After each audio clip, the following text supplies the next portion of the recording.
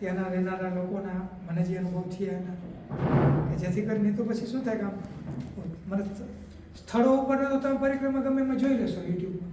રાજુભાઈ વાત થાય તમારી પરિક્રમા મારી પરિક્રમા બેમાં અલગ અલગ જેવું લાગે? અરે ઘણો ફરક. હે? ઘણો ફરક.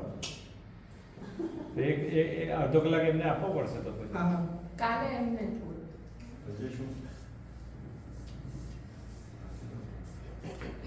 તારી કક્ષા મારી કક્ષા એક નહીં ભાઈ. હું મારી કક્ષાએથી કરું તું તારી કક્ષાએથી કર. એટલે અમને તો બહુ સામાન્ય.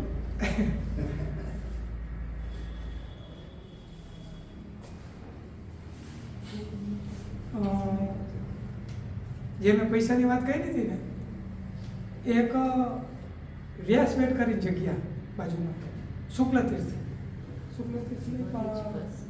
કબીર વડથી સુખદેવ તીર્થ. ઓહો, શું વિશાળ જગ્યા! જાણે કોઈ નાના રજવાડાના દરબારમાં આવ્યા હોય એ રીતના મોટા મોટા પગથિયા, મોટા દરવાજા, એવડા રૂમ, એવડું ભવ્ય શિવાલય, અને મોટી ઉંમરના દાદા બેઠા હતા અને તુવેર ફોલતા હતા. નર્મદા પરિક્રમા શિયાળામાં તમે કરતા હો એટલે પરિક્રમાના નર્મદા કિનારાના લોકો રહેનારા કોઈ પણ શાકમાં તુવેર રંધાણા નાખે. તુવેર હોય.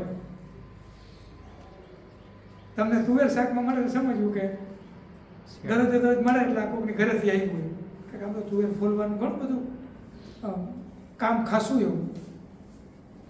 તો ત્યાં દાદા ફોલતા હતા. એવડી મોટી જગ્યા, વિશાળ, અને કોઈ નહીં, કાંઈ વ્યવસ્થા નહીં. એ કે કાંઈ રોકાવું હોય તો રોકાઈ જાવ, જમાડશું. એ કે દક્ષિણા, મેં કીધું નથી લેતા અમે. તો કે તમે ને તમે મને દો. આ જગ્યાનો પ્રભાવ.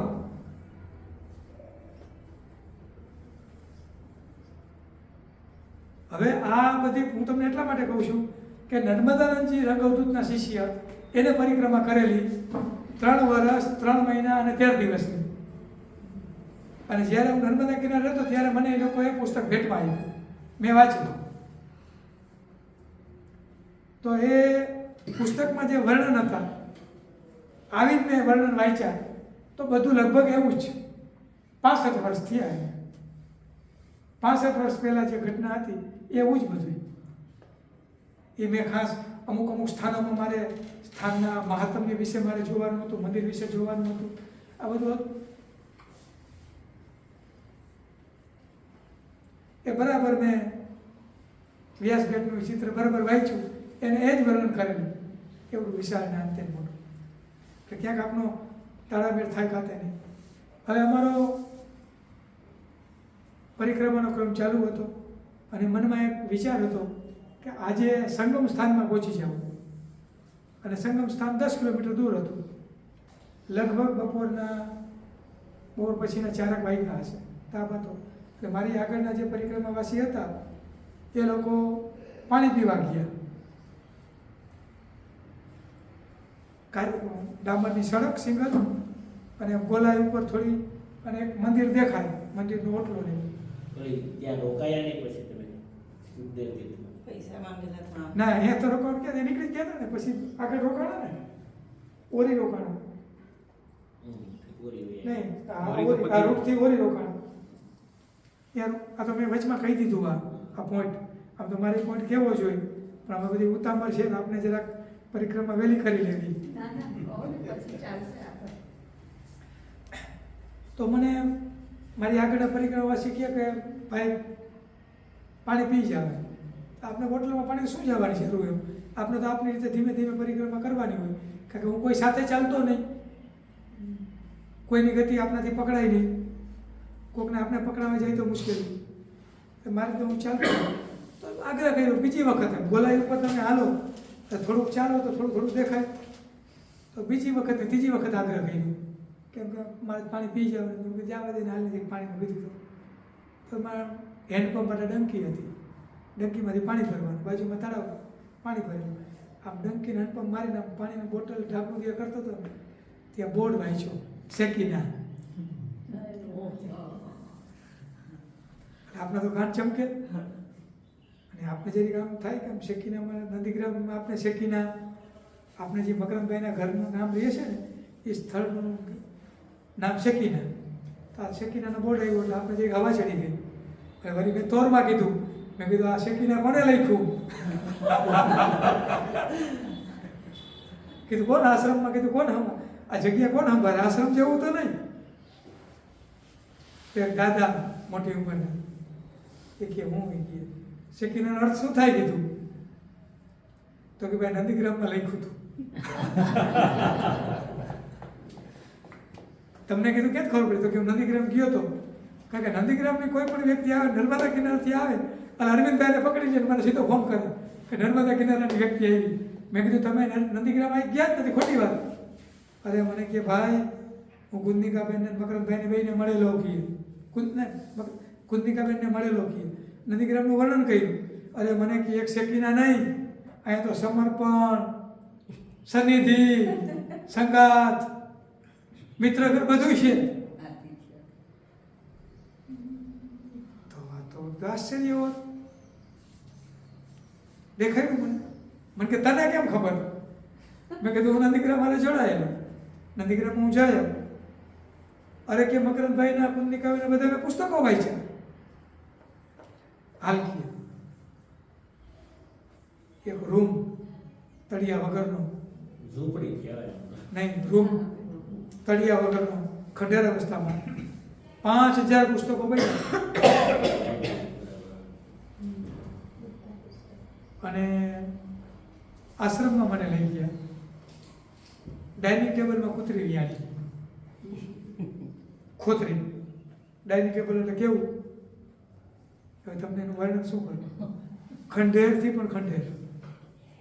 લીપણનો કૂતરી આખું તોડી નાખ્યું. રસોડાનો ખાલી માથેથી દરવાજો બંધ થાય એવું, બાકી કોઈ બિલાડા જવાની બધી છૂટ. છપ્પર આપણે ઢોરનું જે છપ્પર હોય એ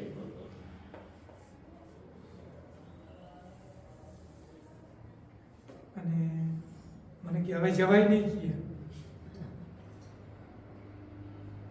મારે એ કે મારી ઘરે જમવા લઈ જાવ.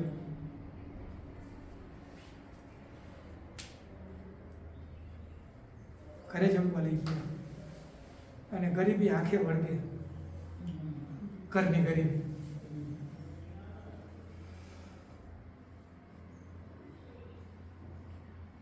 આપને એમ થાય કે નથી ખાવું.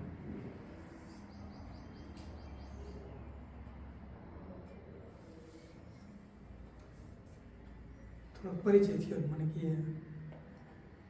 2-3 મારા કામ કરી દો, આશીર્વાદ આપો. મેં કીધું હું આશીર્વાદ લેવા નીકળ્યો, તમને શું આપવું એમ? મને કે ના, હવે મને શ્રદ્ધા બેસી ગઈ કે તમે કહેશો એટલે થશો. એને એના અગત્યના 3 કામ કીધા. આટલા મારા 3 આવરણો છે, એના માટે પ્રાર્થના કરો.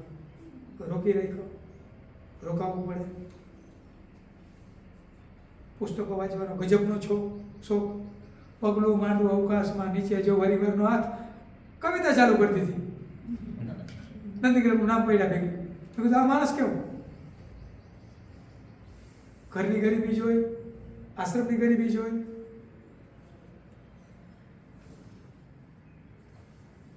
હવે એ પોઈન્ટ એવો કે એ પોઈન્ટમાં ગમે તે વ્યક્તિ રોકાવું જ પડે. આગળ હવે નવી હનુમાનજીની જગ્યા થઈ, નહીં તો એ પોઈન્ટમાં કોઈ રાત્રિ નિવાસ કરવો જ પડે. 10 કિલોમીટરમાં આગળ પાછળ કાંઈ નહીં, રોડ સિવાય. ગમે ત્યાંથી ભેગું કરીને એ જમાડે. મેં કીધું હવે તમારા આશ્રમની જરૂરિયાત બોલો વર્ષની. એને કરાવી દીધી. મેં કીધું હવે માની કૃપા હશે તો તમને વાંધો નહીં આવવા દે. અને મને એક સંકલ્પ મનમાં હતો કે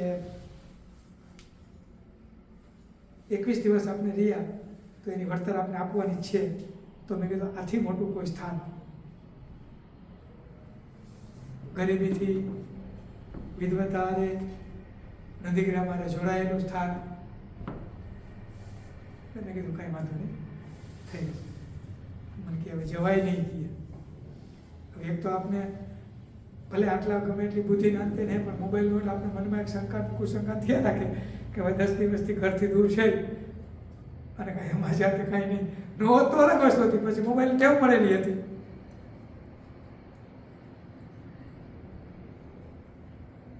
બીજે દિવસે બપોર સુધી એને ધરાહાર રોક્યા.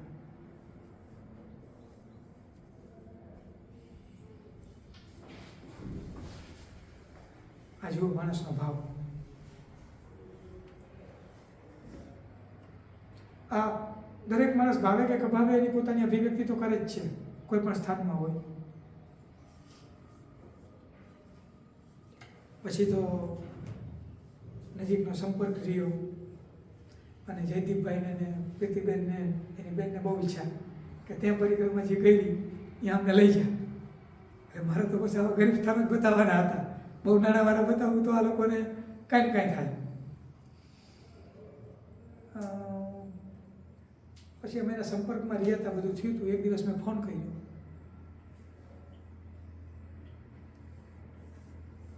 એ મને ફોન કરે કે આ જરૂરિયાત છે ને આવું છે. તો એને ફોન ઉપાડ્યો નહીં. તો બીજી રિંગ વગાડી મેં સામેથી થોડા દિવસ યાદ કરાવો. તો એના પુત્ર વધુએ ઉપાડી અને કીધું કે દાદાનો દેહાંત. પછી પ્રીતિબેનના બેન નીતાબેન એને મદદ મોકલવાની હતી આશ્રમ માટે. એ મદદ મોકલી હતી. હવે કીધું આ મદદ તમારે જ્યાં વાપરવી હોય એ વાપરજો. પછી વ્યક્તિ વિશે અમે નીતાબેન, જયદીપભાઈ ને ધર્મેશભાઈ બધા અમારો સાંગ પાસે ઉતરો. અમે જે પગલે ગયા હતા એ પગલે આટો મારવા ને એની ઘરે ગયા. તેને બધા નજીકના લોકોએ કીધું કે સંસદ સભ્યો સંસદની ટિકિટ લેવા માટે મગનભાઈના ભલામણ કરતા ગુજરાતમાં. અહમદ પટેલના ખાસ આવડો મોટો કાર્યકર, આજુબાજુના વિસ્તારમાં એવડું મોટું નામ. પછી ખબર પડી કે નર્મદા કિનારા ઉપર એનું નામ. એક અમારા પરિચિત હતા, એને મેં ફોન કર્યો કે તમે કિનારા ઉપર છે એમ. તો કે કઈ જગ્યાએ? તો કે આ. તો કે મગર કાકાની. મગર કાકાએ તમને મોટા કર્યા. આવડું મોટું નામ, સેવાનો ભાવ, પણ થોડોક સ્વભાવ ઉગ્ર. અને હાલતા અપશબ્દો બોલી નાખવા, રમતમાં. વાક્ય બોલેલી. અને ગાંધી વિચારમાં રંગાયેલા. એટલે સફાઈનો અને અમુક પ્રકારના નિયમનો હઠાગ્રહ ભાવ, અતિ હઠાગ્રહ. પણ એમ કહેવાય કે આજુબાજુના ગામમાં, અનેક ગામમાં, આખા તાલુકામાં લાઇબ્રેરીઓ એને ઊભી ગઈ.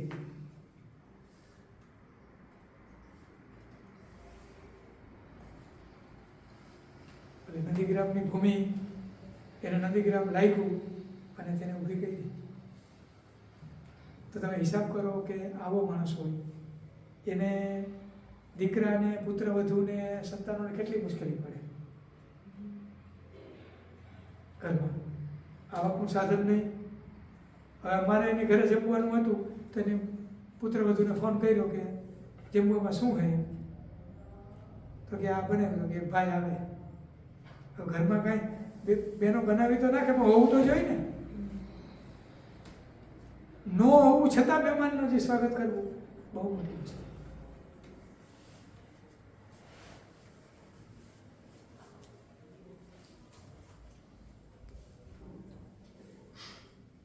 પછી તો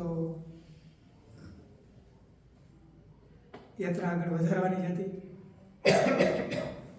નર્મદાનું સંગમ સ્થાન, સમુદ્રનું મિલન સ્થાન એ બમલેશ્વર. ત્યાંથી 10 કિલોમીટર હતું. બપોર પછી પ્રવાસ કરી અને બમલેશ્વરમાં ગયા. તમને આશ્ચર્ય થશે, ગામમાંથી જે લોકો નવરા હોય બધા પરિક્રમાવાસીને જમાડવામાં આવે. જમણવાર વધુ પરિક્રમાવાસીઓ વમલેશ્વરમાં. શું કામ કે એ પોઈન્ટ જ મુખ્ય. અને વમલેશ્વરમાં રોકાવું એટલા માટે પડે કે જ્યારે ભરતી આવે ત્યારે હોળી ઉપડે, ત્યાં સુધી રોકાવું પડે. ક્યારેક વાતાવરણ સારું ન હોય તો પણ રોકાવું પડે. એટલે ક્યારેક એટલા બધા મહેમાનો હોય કે ગામની વસ્તી કરતાં મહેમાનો વધારે હોય. બસના પ્રવાસીઓ, સ્કૂટરના પ્રવાસીઓ, સાયકલના પ્રવાસીઓ, પગપાળા બધાએ વમલેશ્વરમાં નિવાસ. અને વમલેશ્વર સાધનાથી તપેલી ભૂમિ.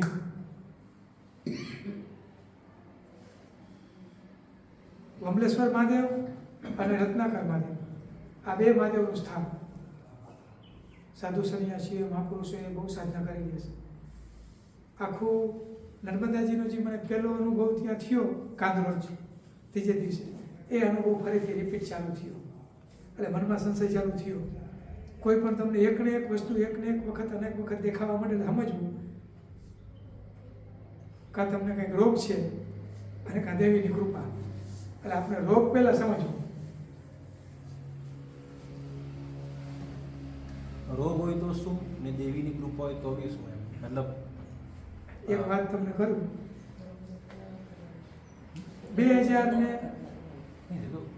2006 કે 7ની વાત, 6ની વાત છે. મને બીજા બધાને આમાં રીંગું ફરતી દેખાય. મેં વાત કરી. તમારા સામે જોવું તો રીંગું દેખાય, તમારા સામે જોવું તો દેખાય, તમારા સામે જોવું તો દેખાય. તો તમે આને શું લેખો એ મને કહો. જેના સામે નજર કરો એના સામે રીંગું. ઓલા સર્કસમાં ઓલી બહેનો બધી આમ રીંગો ચડાવતી હોય ને એવી રીંગો દેખાય બીજાના ફરતી.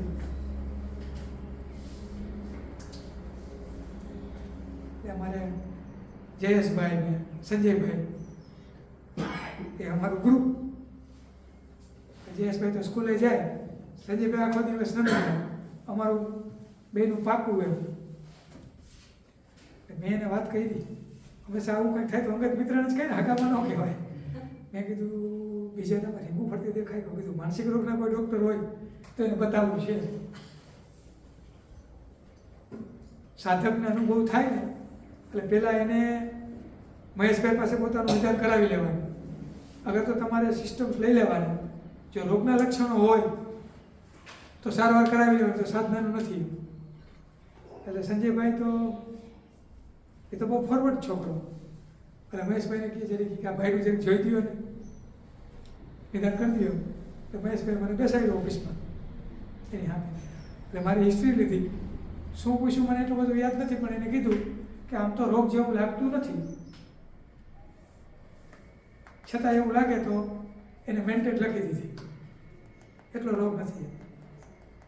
પછી લગભગ થોડા દિવસ પછી જયેશ કે આપને ઓલો અનુભવ થયો સમાધિવાળો, વિજયભાઈ વાળો, થોડા દિવસમાં અને રીંકુ બીજાનામાં ફરતી બંધ થઈને મારામાં માંડી ફરવા. એટલે હંમેશા એ જોવું કેટલો ટાઈમ બાકી. 12 હવે મારે આ કિનારેથી ઓલા કિનારે જવાનું હતું. હોળી આપની સામે હતી. હોળીના પૈસાનો મેળ કરવાનો હતો. અને કરવું શું? એટલે મેં કીધું ભાઈ જે હોળીનું જે આ બધું કરતા હોય એને મળવું એમ. એટલે ઓલો રજીસ્ટ્રેશન કરતા હતા ને એને મળવા ગયો. મેં કીધું ભાઈ મારે જવું હોય તો પૈસા નથી. તો કે નામ ન લખાય. તારો કોન્ટ્રાક્ટર કોણ? એની ઘરે ગયો. મેં કીધું સવારે આમ જવું છે. એની ઘરવાળીને પૂછ્યું. ગયો ઘરે જઈને પૂછ્યું તો કે ભાઈ ગામમાં ગયા, તમારે કામ શું એ બોલો ને. મેં કીધું સવારે મારે હોળીમાં જવાનું છે અને પૈસા નથી. સીધો એને ફોન કાઢ્યો. એના ઘરવાળાને કહે રજીસ્ટર થતા નામ દીધું. એ કે એ પૈસાનું કેમ કહે હે કે આ ભાઈને જવું હોય તો કે ભાઈને અહીંયા મોકલો. પેલું આગળનું નિવાસ સ્થાન છે ને કોઈ બિરલાવાળાનું કોઈ એ જગ્યા હતા ભાઈ, કાંઈ વાંધો નહીં કહે તમે આવી જાઓ. આ જુઓ હિંમત, આ સંસ્કાર. એને પોતાના ધંધામાં કંઈક નિયમ રાખ્યા હશે. એ બેન જ કહી દીધું કે ઓલાની શું હિંમત, કેમ ના પાડે, કઈ વાંધો નહીં, ખુશીથી તમે સવારે જવાનું હતું. રાત્રે બધાને ગ્રામજનોએ પૂરા પ્રેમથી જમાડ્યા. એમાં એક પશુ ડૉક્ટર પણ જમાડવામાં. ગામના છોકરા નાના નાના આવે, પરિક્રમાવાસીને બેસાડે અને સરસ રીતે જમાડે. સુવા માટેની સગવડ પણ સારી કરી. બીજે દિવસે તે દિવસે રાત રોકાણા. સવારે વેર આવવાનો ટાઈમ હતો કાંઈ, તે પછી હોળી ઉપડે એમ લગભગ કદાચ 9-10 વાગ્યાની આજુબાજુનો સમય હશે. સંગમ સ્થાનમાં તો આપણે તો હાલી જવાનું હોય, વાહનમાં તો બેહાઈ નહીં આપણાથી. ચાલતા ગયો, ત્યાં જઈને બેઠો. હોળી ઉપડવાની વાર હતી. એમાં રોજની નોંધ લખો, સ્થાન વિશે, એના મહાત્મ્ય વિશે, બીજું ત્રીજું કંઈ. એમાં નોંધ લખતો હતો અને એક ભાઈ મારી પાસે આવ્યા. ભાઈને હું જોઈ ગયો તો મારા ગામમાં એ શિક્ષક તરીકે શિક્ષક હતા અને મારા ખાસ દોસ્ત હતા. એ મળ્યો. જુઓ હવે આ પ્રશ્ન કુદરત જુઓ તમને ક્યાં કેવી રીતે કરાવી દઈએ. એ ભાઈ મળ્યા, હવે જરૂર પડે તો 150 આપ્યા કરતા. અને એ પણ પૂરા પ્રેમથી ભાવથી નીકળ્યા હતા. એ કીધું કંઈ કરવાનું કંઈ હતું નહીં. મળ્યા, એક હોળીમાં બેસવાનું નહીં. તેમાં પાછો ક્રમ હોય કે પરિક્રમા જે ચાલીને કરે એને પહેલી હોળીમાં, કારણ કે દરરોજની તો 10 હોળી ઉપડે. પરિક્રમાવાસીને પહેલાં, પગપાળાને, પછી સાયકલ પ્રવાસીઓ, પછી સ્કૂટરવાળા અને પછી બસવાળા. એ રીતે હોળી. થોડુંક મેં પરિક્રમાના 2 પુસ્તકો વાંચેલા કે 3 થી 4 થી 5 કલાક થાય આ કિનારેથી ઓલા કિનારે જતા. એટલે શરીરની બધી શૌચ ક્રિયાઓથી કરી બધો આગલે દિવસે જો તમે સંયમ રાખ્યો ન હોય તો એ તમને હેરાન કરે. એટલે થોડુંક વાંચેલું હતું, થોડોક અભ્યાસ હતો કેટલી કલાકનો. એટલે એકદમ શરીરને એ રીતે કેવી તૈયાર રાખ્યું હતું હોળીમાં બેસવા માટે. અને પછી આપણે હોળીમાં બેસશું. આજે પૂરું કરી.